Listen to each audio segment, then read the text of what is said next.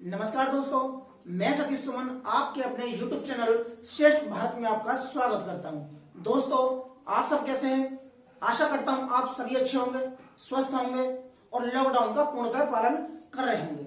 दोस्तों, आज पढ़ेंगे हम बौद्ध दर्शन के बारे में, क्योंकि आज जो शांति के दूत हैं माने जाते हैं पूरे विश्व में, जिनका नाम है महात्मा बुद्ध, आज उनकी जयंती कह दें या फिर आज उनके दिन ज्ञान प्राप्त हुआ और आज ही के दिन वो उनका परिनिर्वाण हुआ, यानी देहावसान होता है। तो ये है बुद्ध पूर्णिमा। ठीक है, एक यानी कि वैशाख की जो पूर्णिमा है उसी दिन उनको ज्ञान प्राप्त होता है, उसी दिन उनका जन्म होता है और उसी दिन उनका महापरिनिर्वाण होता है, यानी इनकी मृत्यु हो जाती है। आज पढ़ेंगे हम उनके बारे में। दोस्तों, जिन्होंने अभी तक हमारे चैनल को सब्सक्राइब नहीं किया है तो प्लीज चैनल को सब्सक्राइब कर लें और बगल में जो बेल आइकन है उसे भी क्लिक कर दें, ताकि हमारी हर वीडियो का नोटिफिकेशन आप तक पहुंचता रहे। आते हैं अपने टॉपिक पर। दोस्तों, इनका जो जन्म होता है वो होता है 563 ईसा पूर्व में। कब होता है? 563 ईसा पूर्व में। एक लुम्बिनी है जो फिलहाल नेपाल में है। लिख लेते हैं, जन्म 563 बीसी कह दें या ईसा पूर्व कह दें। कहां होता है? वो होता है लुम्बिनी। लुम्बिनी आज कहां है? वर्तमान नेपाल में। ठीक है दोस्तों, इनके जो पिता हैं और कौन से कुल में होता है? होता है शाक्य कुल। शाक्य कुल। पिता इनके शुद्धोदन है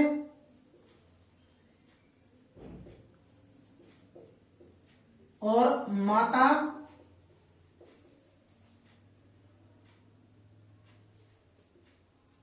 महामाया देवी है। ठीक है, इनका जन्म होता है। उसके बाद इनकी मां का देहावसान हो जाता है, तो जो इनका पालन पोषण होता है वो करती हैं जो इनकी मौसी हैं, उनका नाम है महाप्रजापति गौतमी। ठीक है, तो इनकी भी माता कह दें या पालन पोषण करने वाली माता कह दें, नाम है उनका महाप्रजापति गौतमी। जो बाद में इनके जो बौद्ध संघ होता है उसमें शामिल हो जाती है, यानी बौद्ध संघ में शामिल होने वाली पहली महिला रही हैं महाप्रजापति गौतमी। आते हैं अगले। 16 वर्ष की अवस्था में इनकी जो शादी होती है वो भी शाक्य कुल की है। नाम है उनका यशोधरा। क्या नाम है? यशोधरा। कई जगह उनका नाम बिंबा भी मिलता है।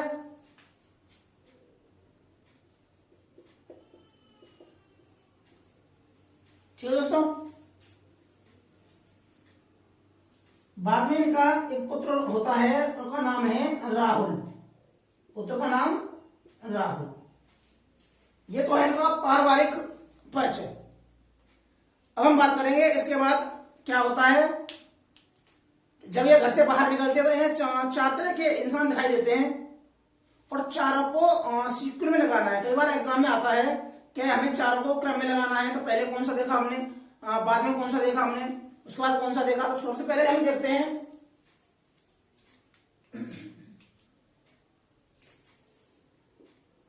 एक वृद्ध आदमी। ठीक है, एक बूढ़ा बुजुर्ग आदमी दिखाई देता है जो काफी झुक के चल रहा है। अगली बार इन्हें दिखाई देता है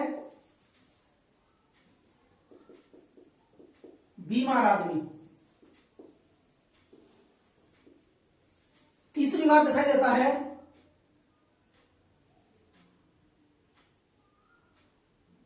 एक लाश, क्या कहते हैं, मरा हुआ आदमी।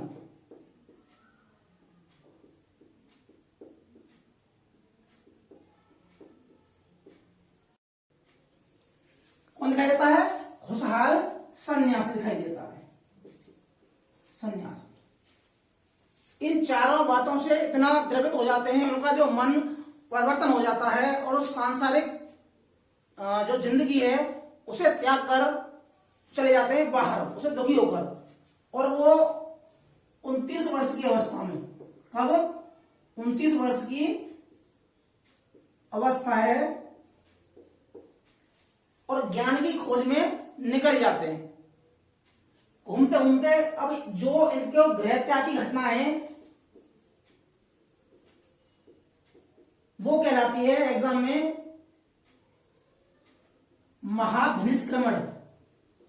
महाभिनिष्क्रमण, ठीक है दोस्तों, क्या कहलाती है? महाभिनिष्क्रमण। एग्जाम में पूछ लिया जाता है कि ग्रह त्याग की घटना बौद्ध साहित्य में क्या कहलाती है, तो वो कहलाती है महाभिनिष्क्रमण। उसके बाद घूमते घूमते इन्हें ज्ञान प्राप्त होता है।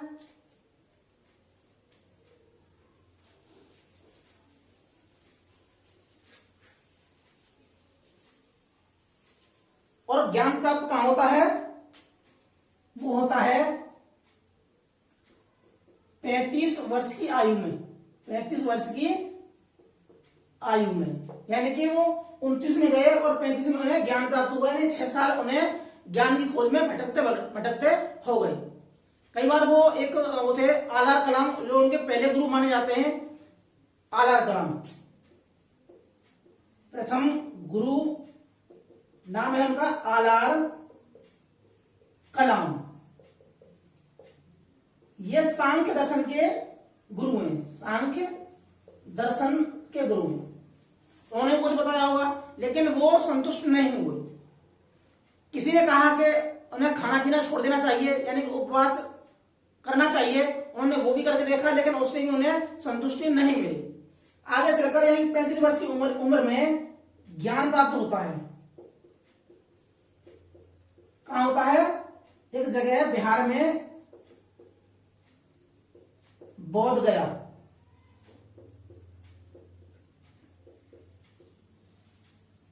ठीक है, कौन सी जगह है? बिहार में बोध गया।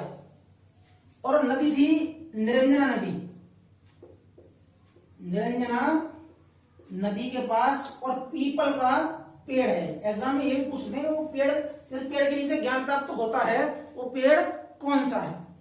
ठीक है दोस्तों, अब इन्हें ज्ञान प्राप्त हुआ। उसको ज्ञान प्राप्त करने के बाद यहां से वो बौद्ध कहलाए, यानी कि उन्हें एक नया नाम मिला, बौद्ध कहलाए। ठीक है दोस्तों, बौद्ध का मतलब होता है कि बुद्धि से चला हुआ आदमी, जो हर चीज तर्क के आधार पर हो। उनका एक विचार था कि कोई भी बात उसको मत मानो को जो किताबों में काफी अरसे से लिखी हुई है, उस बात को ही मत मानो जो तुम्हारे पूर्वजों ने कही है। सिर्फ जब उसी बात को मानना है जो तर्क की कसौटी पर खरी होते। ठीक है, अब आते हैं ज्ञान प्राप्त हो जाता है। अब यहां से जो प्रथम उपदेश दिया जाता है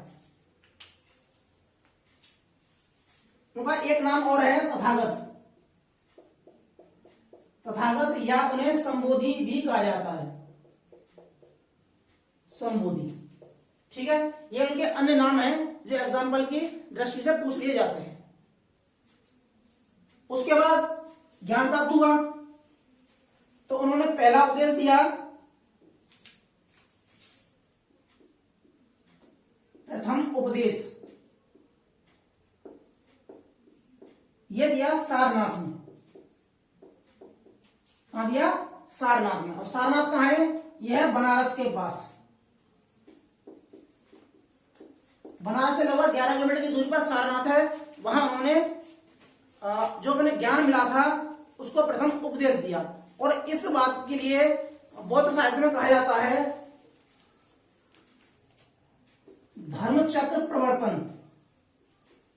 धर्मचक्र प्रवर्तन कहा जाता है जब उपदेश देते हैं जब। ठीक है, उस जगह पर बाद में एक स्तूप भी बनाया जाए जिन्हें धमेखु स्तूप कहा जाता है।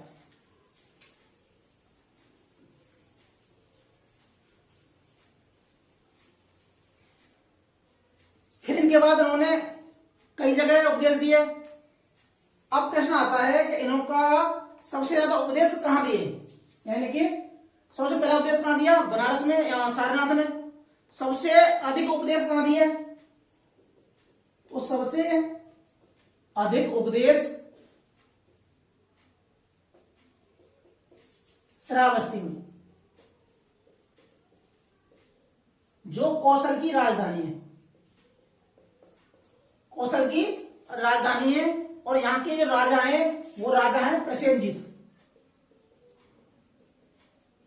प्रसेनजित जो गौतम बुद्ध के समकालीन है और इनके अनुयायी भी हैं, शिष्य भी हैं ये राजा। ठीक है दोस्तों, इसके बाद आता है कि सबसे अंतिम अंतिम उपदेश कहां देते हैं, तो अंतिम उपदेश देते हैं ये वैशाली में। कहां देते हैं, वैशाली में, जहां आम्रपाली नाम की गणिका उनकी शिष्या बन जाती है, यानी बौद्ध संघ में शामिल हो जाती है। अगली बार इनका महापरिनिर्वाण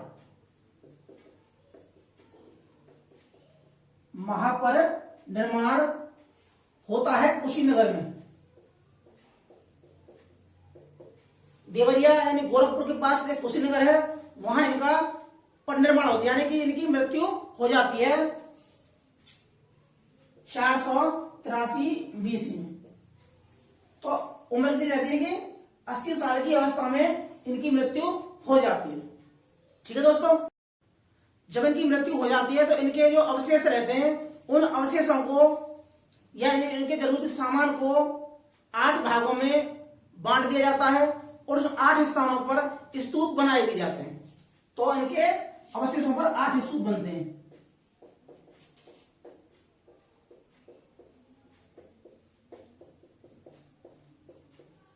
ठीक है, अब प्रश्न आता है कि जो इनके अनुयायी शासक थे वो कौन कौन से थे। तो पहले तो आपके प्रसेनजीत हो गए अनुयायी शासक, ये है इनके प्रसेनजीत, कहां के हैं, कौशल के। दूसरे हैं बिंबिसार, बिंबिसार जो मगध के हैं, जो इनका पुत्र रहता है अजात शत्रु। उसके बाद एक उदयन, इनका बेटा नहीं एक और है उदयन, वो भी इनका शिष्य जो शासक रहा है। ठीक है दोस्तों, अब एक प्रश्न और आता है कि बिंबिसार ने जब ये बीमार पड़ गए थे तो बिंबिसार ने एक चिकित्सक भेजा था और उस चिकित्सक का नाम था जीवक।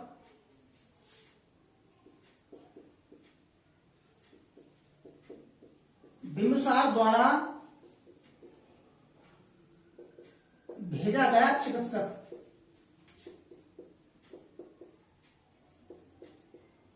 नाम है उसका जीवक। अब पढ़ना है कि उनके जो विचार यानी कि उनका मत क्यों भेजा, जब कुल इनका दूसरा है, राजा है और राजा से ये कैसे एक बुद्ध बन जाते हैं। तो उस समय एक धर्म चल रहा था, उस समय इनके समकालीन ब्राह्मण धर्म, ब्राह्मण जाति है और ब्राह्मण धर्म चल रहा था, जिसमें वर्ण व्यवस्था थी, वर्ण व्यवस्था जिसमें 4 वर्ण होते हैं और 4 जिनको क्रम में लगाया गया है। तो पहले ब्राह्मण है, क्षत्रिय, वैश्य और शूद्र। जो सत्ता पर, समाज पर, विचारधारा पर, लोगों के दिमाग पर जो कब्जा है वो कब्जा है यह वाला। ये ऐसा माना जाता है कि जो ब्राह्मण होता है वो बचपन से ही दिमागदार होता है, बुद्धिमान होता है, जबकि ऐसा मानना गौतम बुद्ध का नहीं था। उनका मानना था कि बुद्धिमान कोई भी हो, उसका कोई न तो कोई वर्ण होता ना ही उसकी कोई जाति होती, और हमें और जो चारों वर्ण हैं उस इस इन वर्ण व्यवस्था का उन्होंने इसका कुठाराघात किया है, उनको सिरे से नकारा है, क्योंकि ये सब एक तबके द्वारा बनाई गई एक व्यवस्था है जो जो छोटे लोग हैं या कुछ लोग हैं उन पर शासन करने की। तो इस व्यवस्था का उन्होंने खंडन किया है। दूसरी चीज उन्होंने खंडन किया है बहुदेववाद का, बहुदेववाद का, यानी कि जो ब्राह्मण धर्म में आज हम कहते हैं हिंदू धर्म में, तो उस समय का हिंदू धर्म नहीं था, उस समय था ब्राह्मण धर्म। तो ब्राह्मण धर्म में बहुदेववाद था, यानी कि ईश्वर की जो कल्पना की गई थी वो कई ईश्वर थे, यानी कि क्या बताया जाता है कि 33 करोड़ ईश्वर थे। तो इस बहुदेववाद की परिकल्पना को गौतम बुद्ध ने सिरे से खंडन किया है। उन्होंने कहा है कि कोई ईश्वर नहीं है, कोई सृष्टि को चलाने वाला नहीं है, सिर्फ आदमी है जो सृष्टि को चलाता है, या एक भौतिक साधन है जो सृष्टि को चलाता है। तो खंडन इस वर्ण व्यवस्था का किया, इस बहुदेववाद का किया। जातिवाद चल रही थी समाज में, खंडन उसका किया कि समाज में कोई निम्न जाति नहीं है, कोई उच्च जाति नहीं है, सबको बराबर रहना चाहिए और सब बराबर है भी। ठीक है दोस्तों। उसके बाद जो वैदिक व्यवस्था ही, यानी कि वेदों का हम कहते हैं वेदों का खंडन किया, वेदों का खंडन किया। खंडन मतलब इसलिए किया क्योंकि शुरू में एक परिकल्पना चली थी कि वेद ब्रह्मा के मुख से अपने आप निकले हैं। तो उन्होंने खंडन किया कि कोई भी देवता वेदों को नहीं बनाता, जो वेद बने हैं वो सिर्फ इंसान के द्वारा निर्मित है, ना किसी भगवान के द्वारा, किसी देव के द्वारा, ना ऐसी कुछ शक्ति के द्वारा जो अदृश्य हो। तो उन्होंने वेदों का खंडन किया, उन्होंने जातिवाद का खंडन किया, उन्होंने बहुदेववाद का खंडन किया। और खंडन करने के बाद उन्होंने ऐसा संघ बनाया कि जिसमें सभी जाति को समान रूप माना जाएगा। जो दबे कुचले लोग थे शूद्र, जिसमें आज के एससी, एसटी, ओबीसी जो लोग आते हैं जिन्हें शूद्र कहते हैं, वो उस समय के शूद्र कहे जाते थे। तो उन शूद्रों को यहां किसी भी चीज की, हर चीज की मनाही थी, बाहर नहीं निकलना, यानी कि उन पर पूरा तरह से अधिपत्य था एक वर्ण का। जाति थी नहीं, सिर्फ एक वर्ण का अधिपत्य था, कब्जा था। इनको शिक्षा करने का अधिकार नहीं था, पढ़ने का अधिकार नहीं है, लड़ने का अधिकार नहीं है, सेना में जाने का अधिकार नहीं है, बाहर सुबह या शाम को बाहर निकलने का अधिकार नहीं है, पूजा करने का अधिकार नहीं है। तो उस व्यवस्था से गौतम बुद्ध द्रवित हुए और उस व्यवस्था का खंडन किया, और इसके लिए उन्होंने एक संघ बनाया और कहा कि इस संघ में सबका स्वागत है, चाहे वो किसी भी वर्ण का हो। तो उस संघ में हर वर्ण के आए, ब्राह्मण भी आए, राजा भी गए। सबसे पहले जो प्रथम उपदेश दिया था वो 5 ब्राह्मणों ने दिया था, जो इनके सदस्य मौत कल्याण वो खुद ब्राह्मण है। तो उस समय उस ब्राह्मणवादी विचारधारा के खिलाफ थे, इसलिए उन्होंने एक संघ बनाया। उसमें कहा कि आप लोग सब, चाहे किसी जाति का हो, किसी वर्ण का हो, आप इसमें आ सकते हैं। दूसरी बात, उसमें महिलाओं को भी उसमें शामिल होने का अधिकार दे दिया गया, उनके शिष्य आनंद के कहने पर।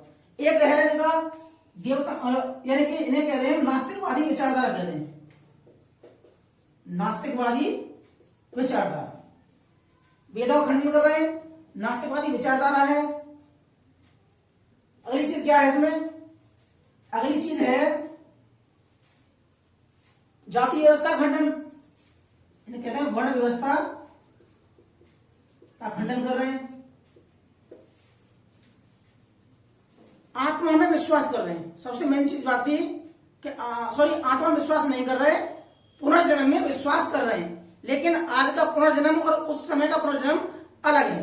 कुछ लोग का यह मानना है कि गौतम बुद्ध जब आत्मा में विश्वास नहीं कर रहे तो पुनर्जन्म पर विश्वास क्यों कर रहे हैं। लेकिन पुनर्जन्म ऐसा नहीं कि मरने के बाद कोई पुनर्जन्म होता हो।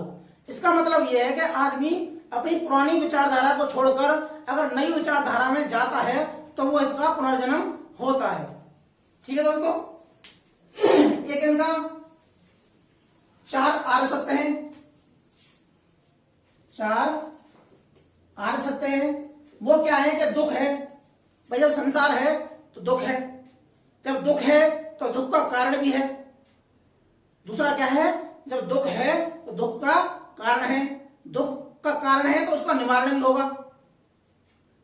तीसरा क्या है कि हम दुख का इलाज करें यानी निवारण करें। और चौथा है कि हम उस दुख को आने न दें, ऐसी हमें उसमें उसका प्रिकॉशन ले जाएं। तो ये 4 उनके आर्य सत्य माने जाते हैं। और 8 उनके क्या है, इन 4 आर्य सत्यों के अलावा 8 उनके अष्टांगिक मार्ग थे। अब 8 अष्टांगिक मार्ग कौन से हैं, यानी कि एक बैलेंसिंग को चलते चला रहा है कि हमें न तो ज्यादा कमाना न ज्यादा गंवाना, हमारी विचारधारा कैसी होनी चाहिए। तो उन्होंने एक मध्यम मार्ग अपनाया है। अब वो आज जो 8 अष्टांगिक मार्ग हैं एक बार देख लेते हैं। तो पहला है हमारा सम्यक दृष्टि। कौन सा है, सम्यक दृष्टि, यानी कि हमारी दृष्टि ऐसी होनी चाहिए कि हमें सब में कोई बैलेंस रहे, हमें कोई बुराई नहीं लगे किसी में, हम ना किसी की बुराई करें। दूसरा है सम्यक संकल्प। दूसरा क्या है, सम्यक संकल्प। अगला है हमारा वाणी, सम्यक वाणी, यानी कि हम किसी से न गलत बोले न गलत किसी को सुने। अगला है हमारा सम्यक क्रमांत, कि हमारे जो कर्मांत यानी कि जो हमारे कर्म है वो हमारे सम्यक रहने चाहिए, बैलेंसिंग होने चाहिए। अगला है हमारे आजीविका,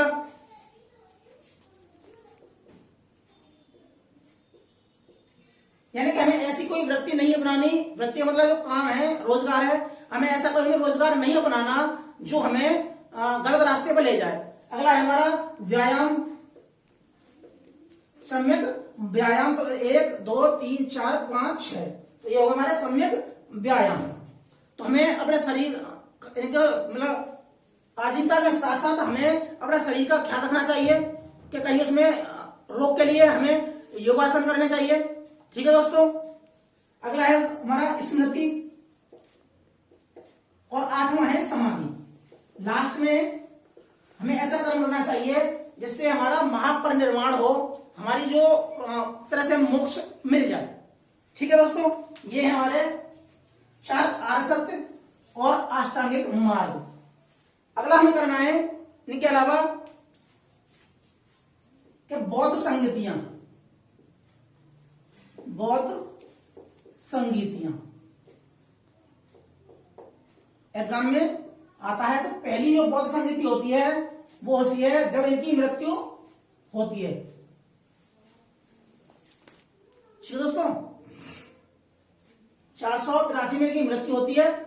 तो मृत्यु के बाद कौन कराता है, अजात शत्रु कराता है। शासक कौन है, अजात शत्रु। ठीक है, अब कहां कराता है, ये कराता है हमारा राजगीर, राजगीर कह ले या राजगृह कह ले। ठीक है, राजगीर की सप्तपर्णी गुफा में कराता है। यहां देखते हैं सप्तपर्णी गुफा। जो दूसरी बौद्ध संगीति होती है ठीक इसके 100 साल बाद होती है। तो उस समय जो शासक होता है वो होता है कालाशोक, कालाशोक। अब यहां एक रहते हैं अध्यक्षता कौन है, तो ये है महाकश्यप, इनकी अध्यक्षता कर रहे हैं महाकश्यप। दूसरे इनके हैं साबक मीर, अध्यक्ष साबक मीर। कब होता है, इसके 100 साल बाद यानी 383 BC में होता है। किस जगह होता है, तो वो होता है वैशाली में। कहां होता है, वैशाली में होता है। अगला वाला होता है तीसरा, अगले हैं हमारे अशोक, जिन्होंने तीसरी बौद्ध संगति कराई। कब कराई, लगभग 250 में, 250 BC में। और ये अध्यक्ष थे इनके मोगली पुत्तिस, इन्होंने कराई थी। कहां कराई थी, तो ये कराई थी पाटलिपुत्र में। कहां कराई है, पाटलिपुत्र में कराई है। 4 बौद्ध संगति होती है। चौथी जो बौद्ध संगति होती है ये कराते हैं कनिष्क। कनिष्क कब कराते हैं, लगभग 78 या 1 शताब्दी बोलते हैं। प्रथम सदी। और इसमें वसुमित्र रहते हैं और अश्वघोष रहते हैं। वसुमित्र और अश्वघोष। और ये कराते हैं कश्मीर के कुंडन वन स्थान पर। कराते हैं कश्मीर के कुंडन वन। इसकी एक खूबी यह है कि इसमें बौद्ध धर्म 2 भागों में बढ़ जाता है, हीनयान और महायान। बढ़ जाता है हीनयान और महायान 2 भागों में बढ़ जाता है। बाद में इसके और भी बढ़ जाते हैं, हीनयान भी कहीं कहीं बढ़ जाता है और महायान भी बढ़ जाता है। हीनयान जो पुराने रूढ़िवादी विचारधारा के हैं उन्हें हीनयान बोला जाता है, या कहते हैं कि बिना उनकी बात को उनको फॉलो कर रहे हैं उन्हें हीनयान बोला जाता है। और उस बात में कुछ तर्क दे रहे हैं, तर्क के आधार पर कर रहे हैं, उन्हें महायान बोला जाता है। ठीक है दोस्तों, अब हीनयान कहां तक आता है? जो हमारे भारत के श्रीलंका है, आसपास इंडोनेशिया है, यहाँ मलेशिया है, वहां हीनयान पहुंचा है। जबकि जापान जो भारत के ऊपर वाले हिस्से हैं वहां महायान पहुंचा है। ठीक है दोस्तों, इसके अलावा ये हो गया आपका। तो आशा करता हूं आप समझ गए होंगे। तो दोस्तों, जिनको हमारी वीडियो अच्छी लगी है उसे लाइक कीजिए, शेयर कीजिए, सब्सक्राइब कीजिए और बगल में जो बेल आइकन है उसे भी क्लिक कर दीजिए ताकि हमारी वीडियो का नोटिफिकेशन आप तक पहुंचता रहे। ठीक है दोस्तों, मिलते हैं हम अगली वीडियो में। जय हिंद, जय भारत।